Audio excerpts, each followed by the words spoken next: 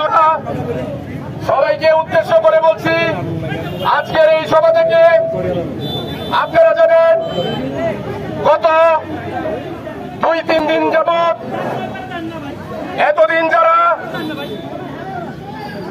ফ্যাসিস্টদের ছায়াতলে যারা বড় হয়েছে, তারা নতুন করে স্বৈরাচাররা এবং সাথে রাজাকাররা একসাথে হয়ে মিলেমিশে একাকার হয়ে গেছে। স্বৈরাচারের পরাজিত শক্তিরা রাজাকারের সাথে একমত হয়ে জাতীয়তাবাদ তথা বাংলাদেশের আবার ক্ষতি করার চেষ্টা করছে।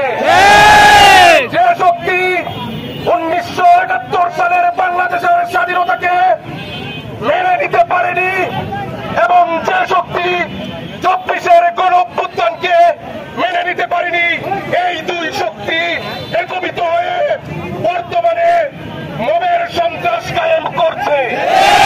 আমরা অনতিবিলম্বে এই সভা থেকে বলতে চাই, আপনারা সুষ্ঠু ধারায় রাজনীতির চর্চায় ফিরে আসুন, অথবা বাংলাদেশের ছাত্র সমাজ স্বৈরাচারকে যেভাবে ছেটিয়ে বিদায় করেছে